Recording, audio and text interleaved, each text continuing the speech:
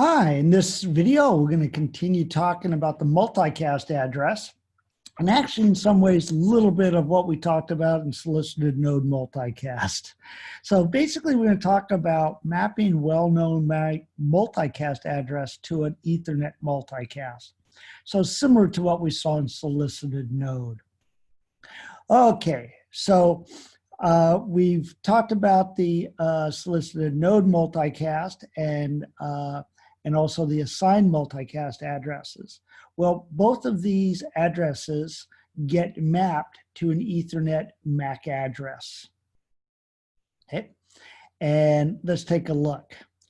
So here I'm showing you the assigned multicast or well-known multicast, FF02:1, 2, 5, and A. Just a little sample here for all IPv6 devices, all IPv6 routers, and OSPF and EIGRP.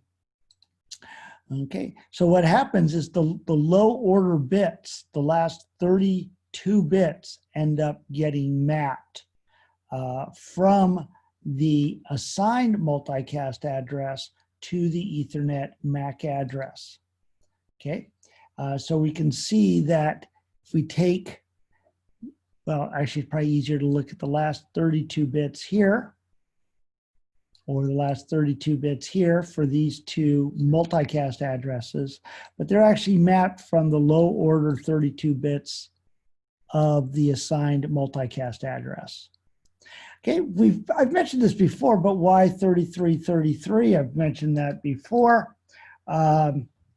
Oh, not in this slide though, but this happens to be the address, 3333 Coyote Hill Road, Palo Alto, California, where Xerox PARC, Palo Alto Research Center, was at one point. All right, so let's take a look at another view at how these get mapped. So here we have a packet going to all IPv6 devices. Okay, it's going to get mapped to an Ethernet MAC address. Again, the low order 32 bits gets mapped. Same thing here with this all IPv6 routers and this all EIGRP routers. Okay, I used capital A there, but that's okay. All right, so it's the low order 32 bits of these. I'll grab this one here, of the all IPv6 routers that got mapped to, there we go, you can see a little bit better there, the low order 32 bits of the Ethernet MAC address. Okay, so this is how the assigned or well-known multicast addresses get mapped to an Ethernet MAC address. And as we've seen previously, this is the same for solicited-node multicast addresses. For every unicast address, global unicast address or link local unicast address or any other kind of unicast address, they get mapped to a solicited-node multicast that gets mapped to an Ethernet MAC address. Okay, so in effect, we're mapping these IPv6 unicast addresses to an Ethernet MAC address. So if we have an Ethernet NIC card on PC2, let's look at this again, and it has the MAC address as shown here. This MAC address, that's the MAC address that is unique on this card. Okay, but that's not the only destination MAC address it will accept. Remember, there's no broadcasts in IPv6. So for its global unicast address, it gets mapped to a solicited-node multicast that got mapped to this MAC address, Ethernet MAC address. So we'll also accept destination MAC Ethernet frames with this destination MAC address. Okay.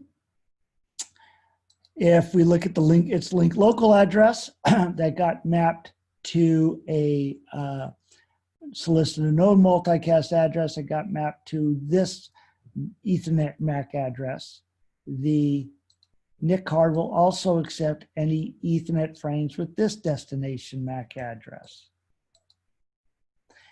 And because this device has an IPv6 address, which it does by default, the operating system does, the well-known multicast address, FF02:1, all IPv6 devices, this NIC card will also accept any destination MAC addresses with this MAC address.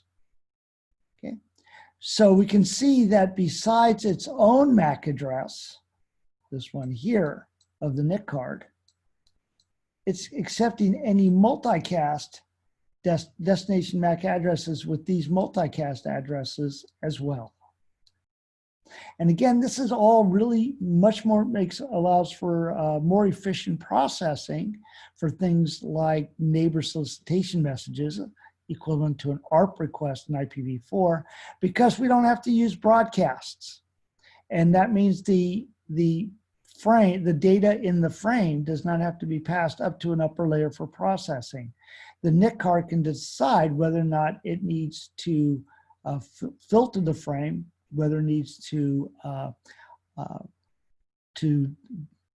deny the rest of this frame from entering, because not deny, but not copy it in, because it's not doesn't match one of its multicast addresses or its own MAC address here, or it says, oh, this does match one of my solicited-node multicast addresses, because that means it matches one of my unicast addresses. So you know what? I will process this frame. So again, just allows the NIC card to help in making this determination. And that's all we have for mapping the well-known multicast to an Ethernet multicast address.